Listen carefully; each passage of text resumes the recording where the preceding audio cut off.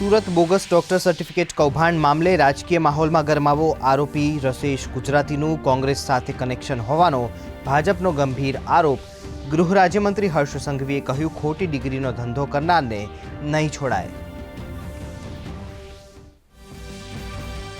મુખ્યમંત્રી ભૂપેન્દ્ર પટેલે અમદાવાદ ખાતે આયોજિત પોષણ ઉત્સવનો કરાવ્યો શુભારંભ. પોષણની ભારતીય પરંપરા પર આધારિત પુસ્તકનું પણ કર્યું વિમોચન. કહ્યું, ભારતીય પરંપરાઓમાં ધર્મ અને વિજ્ઞાન એકબીજાના પૂરક હોવાના છે પુરાવા.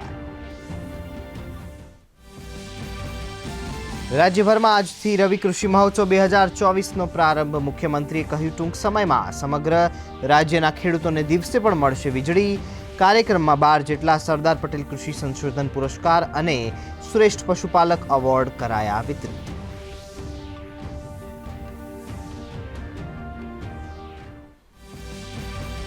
પૂર્વોત્તર રાજ્યોમાં પર્યટનને વેગ આપવા આજથી અષ્ટલક્ષ્મી મહોત્સવનો પ્રારંભ. ત્રિદિવસીય મહોત્સવમાં રોકાણ વધારવાના હેતુથી વેપાર ક્ષેત્રે થશે અનેક સમજૂતીઓ. પ્રધાનમંત્રી નરેન્દ્ર મોદીએ કહ્યું, ઉદ્ઘાટન નોર્થ ઇસ્ટને ઇમોશન, ઇકોનોમી અને ઇકોલોજી સાથે જોડવાનો પ્રયાસ.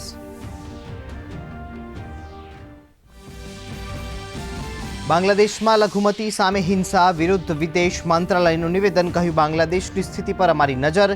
9 ડિસેમ્બરે વિદેશ સચિવ જશે બાંગ્લાદેશના પ્રવાસે. તો ભારત વિરોધી આતંકી ગતિવિધિઓમાં સામેલ મસૂદ અઝહર વિરુદ્ધ કડક કાર્યવાહીની માંગ. રાજ્યમાં ઠંડીમાં આંશિક રાહત વચ્ચે ઠંડીનું જોર વધવાની આગાહી. 15 શહેરોમાં લઘુત્તમ તાપમાન 15 ડિગ્રીથી વધુ નોંધાયું. અમદાવાદમાં 18 ડિગ્રી, ગાંધીનગરમાં 15, નલિયા 12 ડિગ્રી સાથે સૌથી ઠંડુ શહેર. આવતીકાલથી ઠંડીનો પારો 3 થી 4 ડિગ્રી ગગડવાની સંભાવના.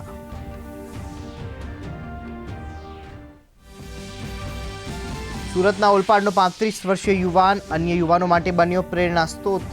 ખેડૂત, સોફ્ટવેર એન્જિનિયર અને વેપારીના ત્રિવેણી સંગમ એવા આ યુવાને ગલગોટાની ખેતી કરી મેળવી રહ્યા છે લાખોની આવક. ડ્રીપ ઇરિગેશન અને મલ્ચિંગ પદ્ધતિ અપનાવી સરકારની સબસિડીનો પણ મેળવી રહ્યા છે લાભ. એડિલેડ ટેસ્ટ મેચનો પ્રથમ દિવસ સમાપ્ત. ઓસ્ટ્રેલિયાએ પહેલા દાવમાં કર્યા 1 વિકેટે 86 રન. ભારત 180 રન બનાવી ઓલ આઉટ. ભારત અંડર-19 એશિયા કપની ફાઇનલમાં શ્રીલંકાને 7 વિકેટે હરાવી મેળવ્યો શાનદાર વિજય.